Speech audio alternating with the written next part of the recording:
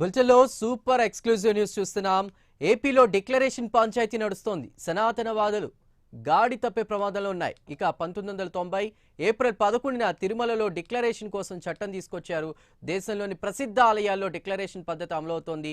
నేడు విశ్వాస వివాదాలు శ్రీవారి ఆలయం చుట్టూ తిరుగుతున్నాయి. దేశంలో నాడు డిక్లరేషన్ పద్ధతిని బ్రిటిషర్లు పాటించారు. ముఖ్యమంత్రిగా ఉన్న సమయంలో జగన్ తిరుమలలో డిక్లరేషన్ ఇవ్వలేదు. ఆలయ సాంప్రదాయాలపై గొడ్డలి పెట్టుగా గత ప్రభుత్వ వైఖరుంది. ఇటీవల డిక్లరేషన్కు వ్యతిరేకంగా స్వామి దర్శనాన్ని రద్దు చేసుకున్నారు జగన్. విదేశాల హిందూ దేవాలయాల్లోనూ డిక్లరేషన్ విధానం అమల్లో ఉంది.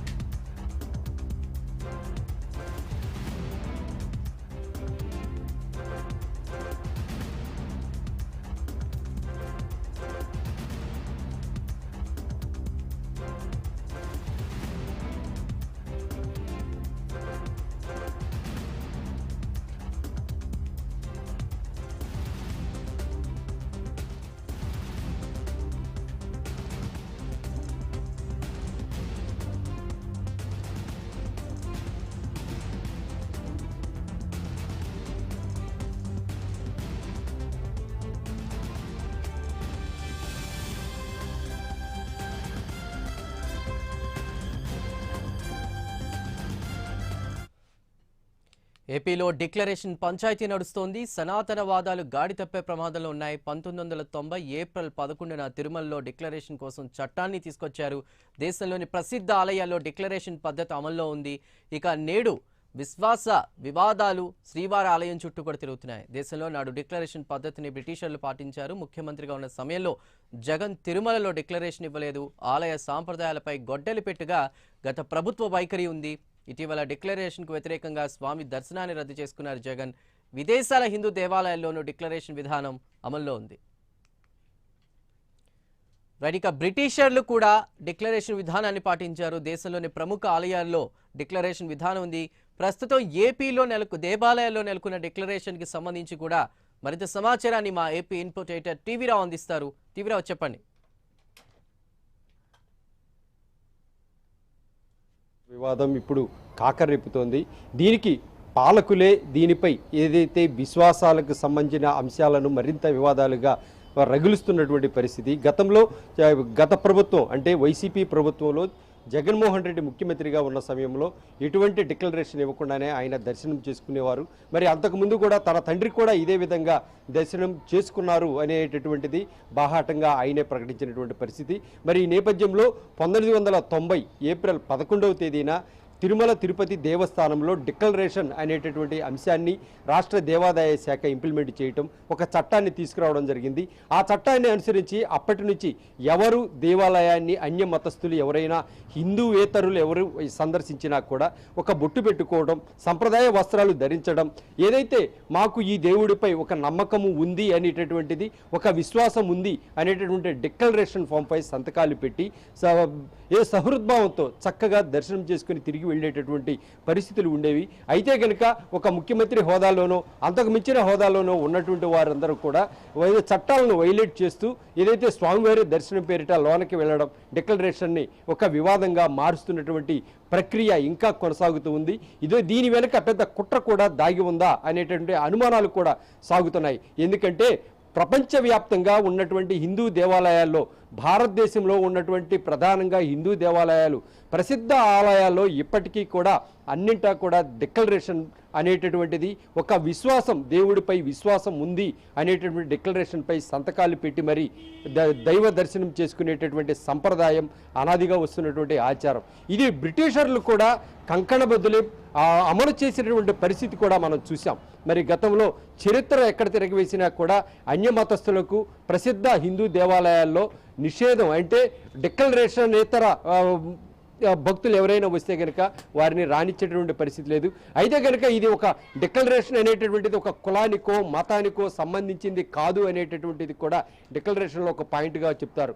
మరి ప్రధానంగా అసలు ఆలయాల్లో డిక్లరేషన్ ఎందుకు అని అంటే ఏదైతే ఇతర అన్య మతస్థులు వారి వారి సంప్రదాయాలు వారి వారి పద్ధతులకు అనుగుణంగా వారి యొక్క పూజా క్రతువులు వారి యొక్క ప్రార్థన అంశాలు ఇమిడి ఉంటాయి. మరి ఇదే విధానాలు వారికి తెలుసో తెలియకో ఏదైతే అన్యమతస్థులు హిందూ దేవాలయాల్లోకి వచ్చి అదేవిధంగా ప్రార్థనలు అదేవిధంగా ఏవైనా కూడా రిచువల్స్ ఏవైనా కూడా డిఫరెంట్గా చేస్తే కనుక స్థానికంగా ఉన్నటువంటి వారికి చూసేవారికి అక్కడ అందరూ ఏదైతే భక్తుల మనోభావాలు దెబ్బతినకుండా ఉండేందుకు ఇదే ఒకరికొకరు గొడవ పడకుండా అల్లర్లు ఘర్షణలు జరగకుండా ఉండేందుకు మాత్రమే ఈ డిక్లరేషన్ అనేటటువంటి విశ్వాసాన్ని ప్రవేశపెడతం జరుగుతోంది ఆలయాల్లో.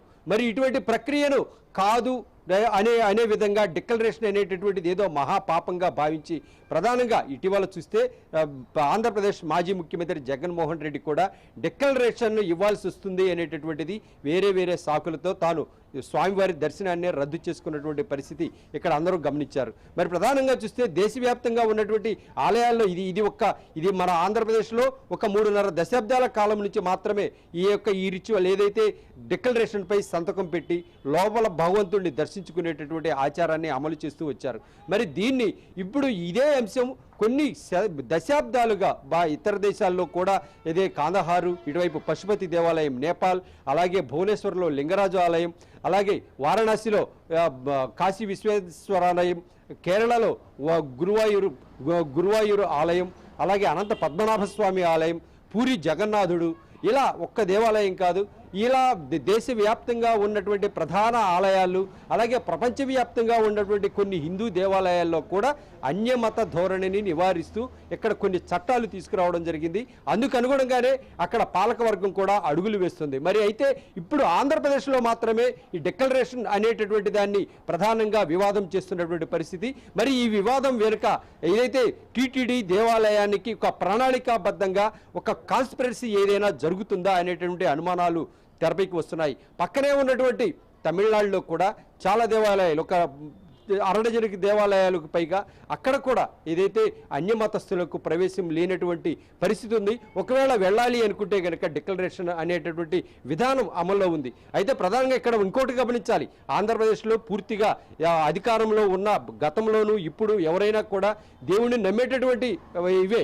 అయితే ఈ డిక్లరేషన్ అనేటటువంటిది ఇతర ఆలయాల్లో అన్యమతస్థులకు సంబంధించిన ఆలయాల్లో లేకపోయినా కూడా అక్కడ కూడా ఏమాత్రం కూడా హిందువులు వెళ్ళి వాళ్ళకి సంబంధించినటువంటి ఏదైనా పూజలు కానీ సంప్రదాయాలకు అనుగుణంగా చేయడానికి వీల్లేదు. ఇలా చేస్తే గొడవలు అవుతాయి. కాబట్టి ప్రతి దేవాలయం వద్ద ఏదైతే ప్రసిద్ధ దేవాలయాల వద్ద ఇటువంటి ఆచరణ అనేటటువంటిది ఉండటం అంతా కూడా మత సామరస్యమైన దీనిలో భాగమే అనుకొని మనం భావించాల్సి ఉంది. అయితే ఇవన్నీ మతానికో కులానికో సంబంధించింది కాదని మరోసారి మనం చెప్పుకోవాల్సి వస్తుంది. ఇది కేవలం ఘర్షణలు గొడవలు అల్లర్లు ఏదో మనోభావాలు దెబ్బతినకుండా ఉండేందుకు మాత్రమే ఈ రిచువల్ అనేది అమల్లో ఉంటుంది. ఇప్పుడు నాస్తికవాద ప్రభుత్వం ఏదైతే డిఎంకే ఆ ప్రభుత్వం తరపున ఆ ప్రభుత్వ వ్యవస్థాపకులు కానీ వారంతా కూడా దేవుడిపై విశ్వాసం లేదని చెప్పుకుంటుంటారు. మరి అటువంటి రాష్ట్రంలోనే డిక్లరేషన్ అనేటటువంటిది ఎక్కడా కూడా వివాదం అనేటటువంటిది లేదు.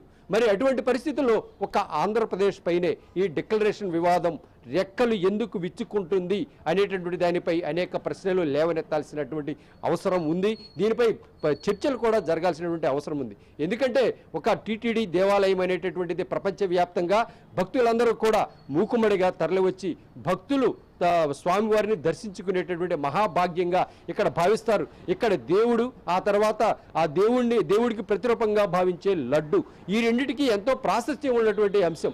మరి ఈ యొక్క ఇంత గొప్ప దేవాలయం 7 కొండలను విస్తరించి ఉన్నటువంటి ఆలయం ఏదైతే ప్రపంచవ్యాప్తంగా సుప్రసిద్ధమైనటువంటి ఆలయం ఈ దేవాలయానికి సంబంధించి ఎప్పటికీ కూడా ఈ డిక్లరేషన్ అనేటువంటిది పెద్ద వివాదంగా మారింది. అధికారంలో ఉన్నవారు ఏదైతే చట్టాలను వైలేట్ చేసి అక్కడ ఉన్నటువంటి వారందరూ కూడా ఏదైతే పాలక మండలి తొత్తులుగా మారి డిక్లరేషన్ అనేటటువంటిది తుంగలో తొక్కడం వంటి చర్యలతోనే ప్రస్తుతం ఇది వివాదంగా మారుతుంది. ఎవరున్నా కూడా ఏదైతే చట్టాలకు అనుగుణంగా వ్యవహరించినప్పుడు వివాదాలు వాటికి అవే సమసిపోయేటటువంటి పరిస్థితి ఉంటుంది. కానీ ఇక్కడ ఆంధ్రప్రదేశ్లోని తిరుమల తిరుపతి దేవస్థానం చుట్టూత మాత్రమే ఈ డిక్లరేషన్ వివాదాలు ఎందుకు చుట్టుముడుతున్నాయో ప్రజల్లో భక్తుల్లో అనేక అనుమానాలు లేస్తున్నటువంటి పరిస్థితి ఇక్కడ మనకి స్పష్టంగా కనిపిస్తోంది. అయితే గనక ఇతర దేశాల్లోనూ అలాగే భారతదేశంలో ఉన్నటువంటి ప్రసిద్ధ దేవాలయాల్లో ఎక్కడా కూడా ఈ వివాదాలు ఎందుకు రావడం లేదు? ఒక్క టీటీడీ దేవస్థానం కేంద్రంగానే డిక్లరేషన్ వివాదం ఎందుకు విస్తృతమవుతుందనే దానిపై చర్చలు జరగాల్సిన అవసరం ఎంతో ఉంది సునీల్. Right, thank you టీవీరావు.